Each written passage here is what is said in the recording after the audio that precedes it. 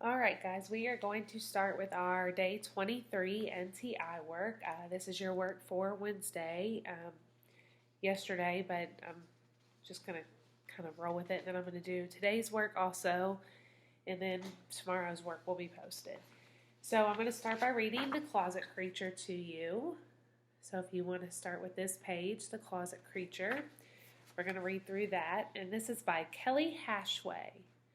Bump, bump, scratch. Adam opened his eyes and pulled the covers up to his chin. He stared around his room, searching the darkness for the thing that was making those scary sounds. The closet door moved as something banged on it from the inside. "Who's there?" Adam asked in a shaky voice. The closet slowly began to open. Adam jumped out of bed and ran to the closet door, slamming it shut with his palms. He grabbed his desk chair and popped it against the door handle. Then he ran out of his room and down the hall. His brother's door was wide open, and Adam jumped into David's bed. "Adam?" David asked in a groggy voice. "What are you doing here?" Adam tugged at David's arm. "There's something in my closet." "You probably had a bad dream. Go back to bed." Adam yanked the blankets off the bed. "It wasn't a dream. I was awake, and the closet door started opening by itself." David sighed. "Fine, but when we don't find anything, you have to promise to leave me alone the rest of the night." Adam nodded. David reached into his desk drawer and pulled out a flashlight. Then they headed to Adam's room. Adam stopped in the doorway. He could hear something scratching his closet door. "Do you hear that?" Adam asked. David nodded. He walked over to Adam's bed and pulled the case off one of the pillows. He opened the pillowcase. "You open the door very slowly, and I'll grab whatever it is." Adam slid the chair to the side and pulled the closet door open a crack. Something banged against the door, trying to force it open. Adam took a deep breath and opened the door a few more inches. A small, furry creature ran into the pillowcase. "I got it," David said, closing the pillowcase and holding it in the air. "What is it?" Adam moved closer as David peeked inside. David put the pillowcase on the bed, and an orange cat climbed out. Adam scooped the cat up. "Apricot, how did you get trapped in my closet?" David laughed. "The poor cat. If I was locked in your closet with your stinky shoes, I'd be banging on the door to get out too." "Poor Apricot," Adam said. "You were probably more scared than I was."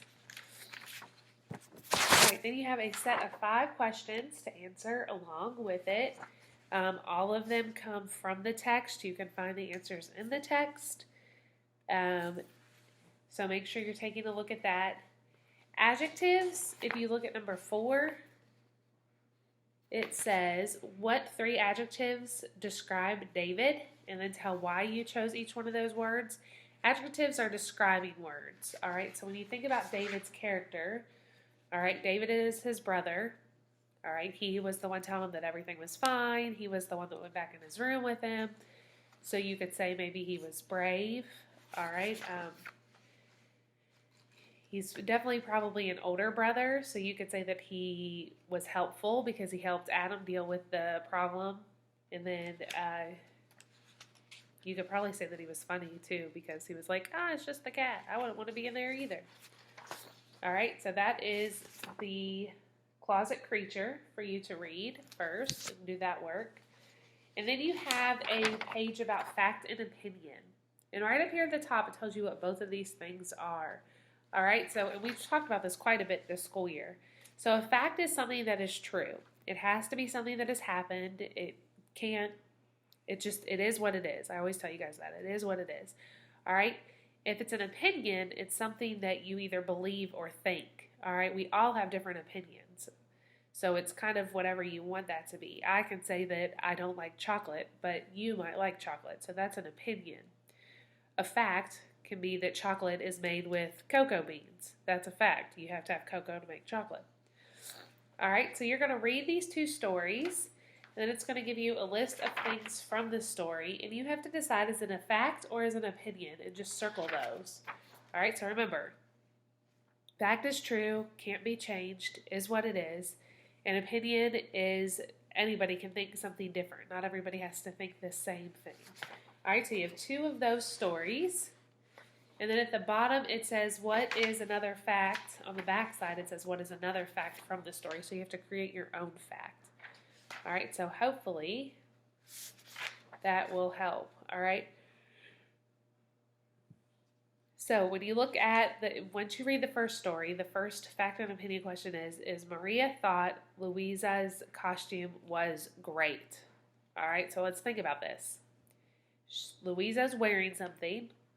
Her friend, Maria, thinks it is great. Will everybody think it's great? I don't know. All right, somebody might not think it's great. So is that a fact or an opinion? That's an opinion because somebody can think something different. All right, but if you look at number 2, Louisa's costume was a hot dog.